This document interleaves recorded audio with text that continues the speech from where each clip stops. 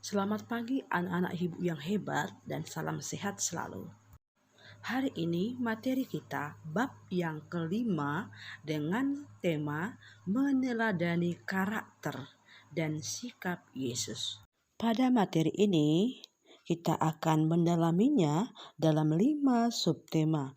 Subtema A, Yesus sang pendoa. Subtema B, Yesus yang berbelas kasih.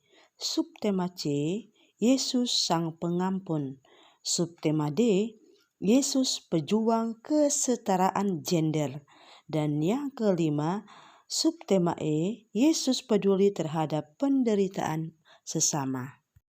Anak-anak ibu, adapun tujuan pembelajaran kita pada hari ini, yang pertama, anak kami mampu menjelaskan arti doa.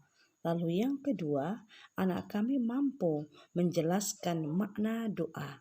Lalu yang ketiga, anak kami mampu menjelaskan pesan teks kitab suci Lukas bab 11 ayat 1-13 sehubungan dengan hal berdoa. Lalu yang keempat, anak kami mampu menjelaskan cara berdoa yang benar. Anak-anak ibu, sekarang mari kita perhatikan beberapa gambar-gambar berikut ini.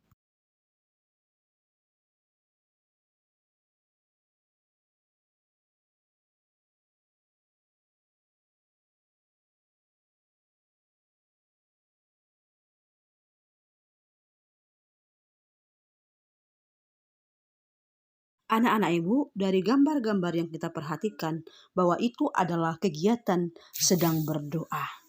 Anak-anak ibu, berdoa berarti sesuatu yang sangat penting dalam hidup kita. Berdoa harus kita biasakan dalam kehidupan sehari-hari. Nah, pertanyaan di antara anak-anak ibu, siapa yang tadi pagi berdoa sesudah bangun tidur? Ayo angkat tangan. Nah, ternyata hanya beberapa orang yang tahu bersyukur bahwa sepanjang malam Tuhan sudah menjaga kita. Lalu yang kedua, siapa tadi pagi yang berdoa sebelum sarapan pagi? Nah, lumayan banyak yang berdoa sebelum sarapan pagi. Oke, lalu pertanyaan yang ketiga, siapa di antara anak kami yang berdoa ketika mau melakukan kegiatan?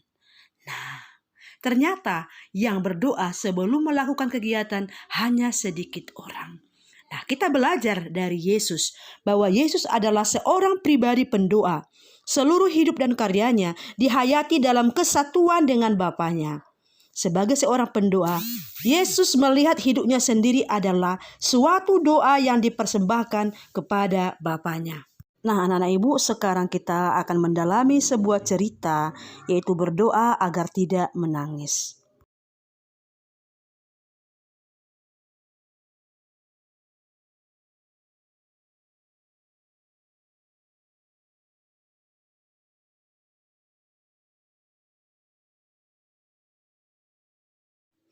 Seringkali kita berdoa pada Tuhan untuk mengabulkan setiap permintaan kita. Kita ingin Tuhan menjadikan kita nomor satu dan yang terbaik dalam setiap kesempatan. Kita memohon agar Tuhan menghalau setiap halangan dan cobaan yang ada di depan mata. Tidak salah memang, namun bukankah semestinya yang kita butuhkan adalah bimbingannya dan hikmat untuk dapat mengerti rencananya yang paling sempurna dalam hidup kita, terutama saat kita mengalami kegagalan dan kekalahan? Seharusnya kita berdoa minta kekuatan untuk bisa menerima kehendak Tuhan yang sempurna sebagai yang terbaik dalam hidup.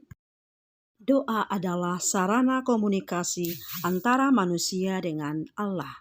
Pengertian lain, doa adalah berbicara secara pribadi kepada Tuhan. Doa juga merupakan ungkapan iman secara pribadi atau doa pribadi dan bersama-sama atau ibadah. Doa biasanya berakar dari kehidupan nyata. Dengan berdoa berarti kita berdialog dengan Tuhan, dan dalam dialog itu kita dituntut untuk lebih mendengar daripada berbicara. Singkatnya, doa merupakan bentuk komunikasi antara manusia dengan Tuhan, baik itu dalam bentuk doa batin atau meditasi maupun dalam doa lisan atau vokal. Anak-anak ibu, doa seharusnya tidak terarah bagi diri kita sendiri. melainkan juga pada sesama manusia. Artinya kita tidak melulu hanya mendoakan diri sendiri, tetapi mendoakan orang tua, mendoakan teman-teman, mendoakan Bapak Ibu guru, mendoakan pengurus gereja, dan mendoakan siapa saja yang ada di lingkungan sekitar kita. Nah, adapun manfaat atau fungsi doa adalah mengkomunikasikan diri kita kepada Tuhan. Yang kedua, mempersatukan diri kita dengan Tuhan. Lalu yang ketiga, membuat diri kita melihat dimensi baru dari hidup dan karya kita, yakni melihat dengan mata iman. Lalu yang keempat, sebagai saat untuk mengungkapkan cinta, kepercayaan, dan harapan kita kepada Tuhan. Anak-anak ibu, berdoa pribadi dapat dilakukan kapan saja, di mana saja, dalam situasi apa saja. Sedangkan doa bersama ditentukan berdasarkan aturan para pemimpin gereja. Contoh, ibadah atau perayaan Ekaristi pada hari Minggu dan pada hari raya, juga perayaan-perayaan sakramen. Sekarang mari kita baca teks kitab suci Lukas 11 ayat 1-13 mengenai hal berdoa. Doa Bapa kami dibagi menjadi dua bagian. Yang pertama, memuliakan Tuhan. Yang kedua, kebutuhan dari pendoa, berarti berterima kasih dan memohon. Cara berdoa yang baik, yang pertama, didoakan dengan hati yang tulus.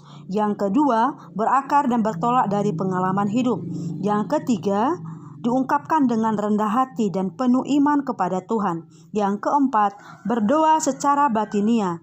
Lalu yang kelima, berdoa dengan jujur. Yang keenam, mengutamakan kehendak Tuhan. Tugas, tuliskanlah jadwal doa pribadimu mulai Senin sampai hari Sabtu dan buatlah daftar orang-orang yang kamu doakan. Belajarlah jujur dan belajarlah membuat jadwal doa yang baik.